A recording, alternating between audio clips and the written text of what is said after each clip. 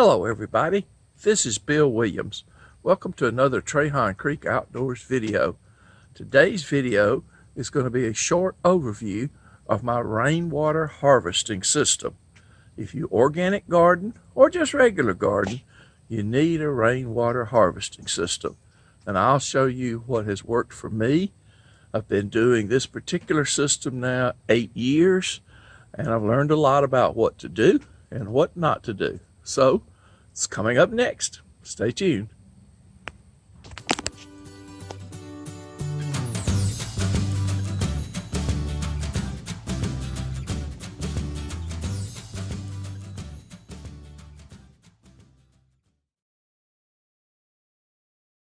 My helper today is Miha. She's out here with me.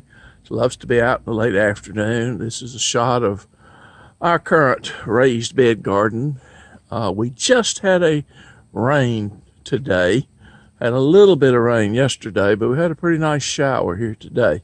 And as a consequence of that, my rain barrels were empty in the period before the rain because we'd gone more than 2 weeks with no rain whatsoever, and I had just simply used up the supply.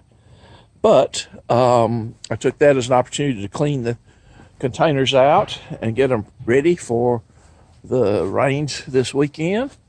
And between yesterday's short rain and today's better rain, I've collected about 65 gallons.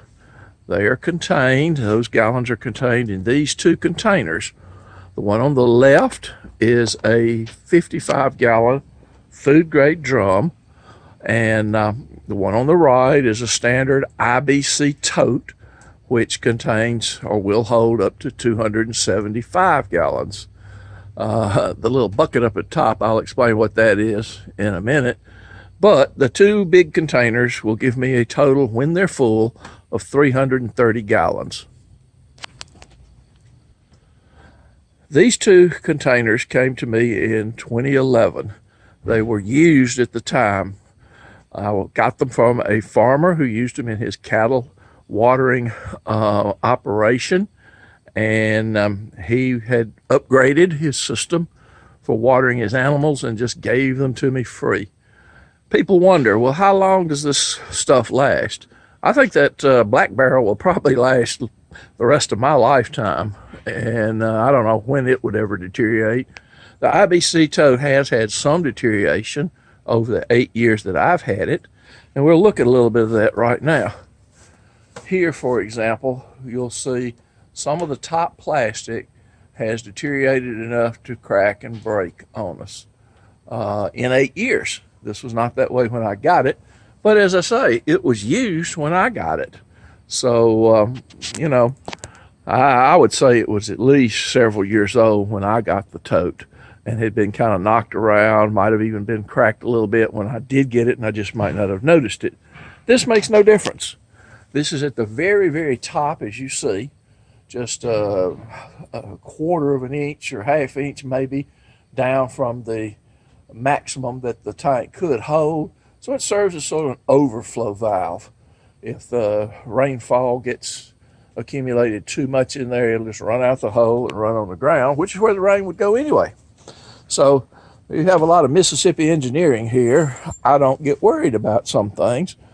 You will not see in my video a whole bunch of overflow tubes and manifold tubes and things like that. You don't need any of them. And I'm telling you, you don't need any of them. These things come with 2 bars across the top. You can take those off and throw it away. You can take the top cap off if you even get one and pretty much leave it off unless you just want to store it over winter and put it back on. I didn't even get a top cap. This system's worked for me for 8 years with no cap whatsoever. It does just fine. You will see some rusting will occur on the body, like here and here. At the rate that I've seen it rust over the last 8 years, I estimate it'll take at least another 25 or 30 years before it's time to get concerned. And at 66, I'm not going to be worried about it. One thing I do want to point out, on the IBC totes, some of these old style totes come with just a outlet looking like this. It's a ball valve, a 2-inch ball valve basically, and you open it and the water will flush out at a very high rate. That's not too workable, and I had to adapt. So here's what I did. I bought a plumbing fitting, looks just like this, and it will go right in there with some effort. Now what you have to do, this does not fit from the store. You have to actually put this thing in something and ream down the diameter of it so that it will tap up in there. And once that's in place, you can then take the rest of the apparatus, which is this here, and screw it on. And of course this needs to be tapped up in, screwed in a little bit to hold it, but it's just friction held, so you can take it back out when you need to flush the system. And you can put a standard water hose to that spigot. The height of this is based on setting it on a couple of concrete blocks. Notice how I have the blocks running and then cross member treated lumber going across. This helps give you a better weight distribution. There is 2,300 pounds of water in this thing when it's full. That is not a small amount. It will self-level these blocks though, because that much weight will just cause them to sink into the dirt the appropriate amount. But even with this small amount of distance here, which is about, I guess, 15 inches or so maybe, it will put out enough pressure out of the end of the spigot to get it in this water hose and get me where I can water out there in my garden at a slow flow rate. You don't really want high flow anyway. It's not designed for that. And I just hand water each plant. I find that doing it that way is much more efficient in a raised bed system because you're not watering the entire bed. You're just watering the plants, and you grow less weeds that way. Let's look over in here. As you will see, the water level is about right there, which is down from the top a couple of feet maybe. It's about 30 gallons or so in there right now, all fresh. This spigot here at the top I install as an overflow. You can turn it on, you can keep it closed, whichever you want it to do. If you keep it closed, it'll just flow out the top. If you want to overflow it and maybe make use of it in your garden, just attach a hose to it, run it out to one of your beds, and if it does overflow, it'll just help water your garden a little bit.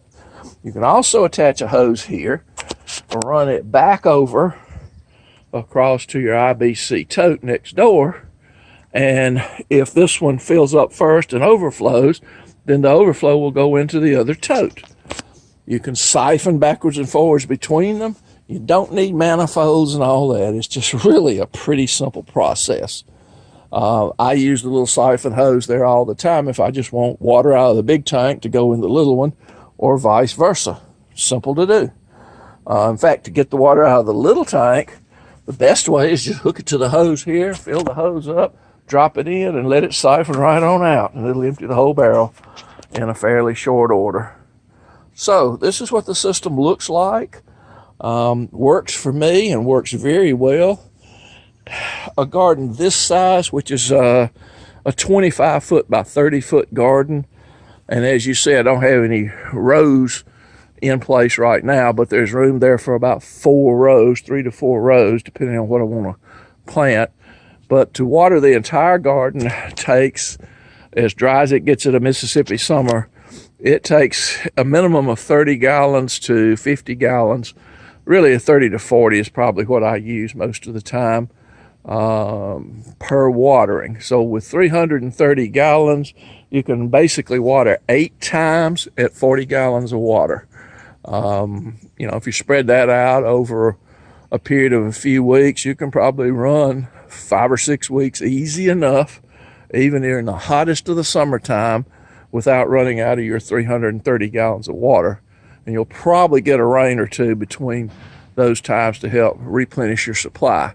And that is what really helps a lot in your gardening efforts. You got to have moisture to grow vegetables. Looking right here, you see my okra growing, and it's really coming right along in the Mississippi heat.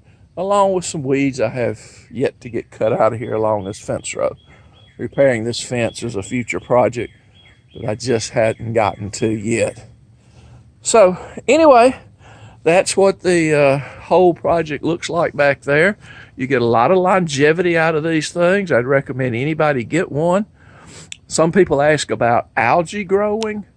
Algae will grow inside the IBC tote fairly well, but you're using water all the time and more water is coming in all the time, so there's a fair amount of disturbance of the water. Algae doesn't grow real extremely fast in there, and so if you'll take that tank and when it's empty, just pull the bottle, it's called the plastic part, tilt it over, put it on the ground, pull the bottle out, and then hose it out, pressure wash it out, whatever you need to do, scrub it out. A couple of times a year, you'll keep it clean. It's not a big deal. I just cleaned this one out the other day, and I didn't really scrub it hard. A little algae on your plants isn't going to hurt anything. Now, some of you also want to know, well, what about the bucket? The bucket's just catching an extra 5 gallons worth of water and lets me just get whatever comes off the roof. There's the roof up there. Notice there's no gutters here.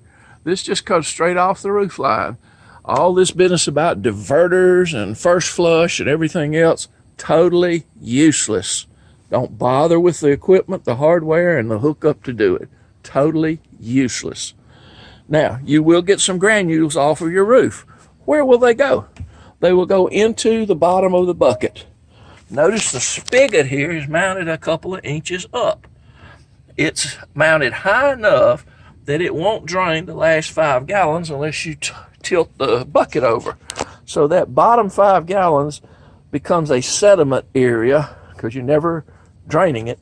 It becomes a sediment area for granules off your roof, little sticks and trash and things like that that may fall in the top.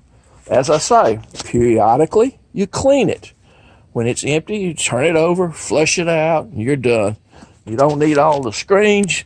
You don't need any of that junk. Just collect the water and use it. Your plants get a certain amount of, I guess you'd say, pollution and trash and twigs and things like that get on them all the time anyway. So they'll survive just fine. Gutters are not necessary to collect it. You do need to have a system similar to this, though, where you can fill a wider mouth that collects more off of the roof faster, and then transfer it into this little bitty small narrow mouth situation. You can't get enough rain through there. Not enough rain will fall through there to fill this 275 gallon container up in even 6 months time. So that's part of the purpose of the little bucket. 5 gallon bucket fill up pretty quick. Just dump it over in there, or set your siphon hose up, and when it fills up, it'll just overflow over in there. A lot of ways to do it. Generally, we don't have enough rain to fill up 55 gallons plus another 60 gallons at one time. As I say, this rain today gave me about, I don't know, 60, 65 gallons, some in the container, some in this one. I might mention one other thing. You can't probably see it here, but maybe now you can. You see the little holes drilled right here? These drain vents, all the water that falls on top of this IBC tote runs toward the opening. But to get it in, I just drilled holes all around there. And so this whole top surface becomes a collector, and it runs down to the low point and just drips through the holes and fills it up. Like I say, we got about 35 gallons here collected from this one drain using that method right there. So none of this has to be rocket science. You just have to think through what you're trying to do. Last thing is head pressure. You can elevate these things higher and get a little more head pressure. You get about 4/10 of a PSI, a little over 4/10 of a PSI for every foot that you elevate these. So if you elevated it, 5 more feet, you put this 2,300 pound container 5 foot higher in the air, you would only be getting about 2 more PSI. Just not worth it. You can water with a watering can. You can water with a hose. Easy enough. It's just not fast watering. You can't run a irrigation sprinkler or anything like that. But you can definitely get your garden watered. All right, I hope you've enjoyed the video. That's all for this one. If you're not a subscriber, please hit the subscriber button and the bell notification. If you are a subscriber, I thank you for what you do for me and my channel. I really appreciate each and every one of you. I'll see you on another video. Thanks for watching.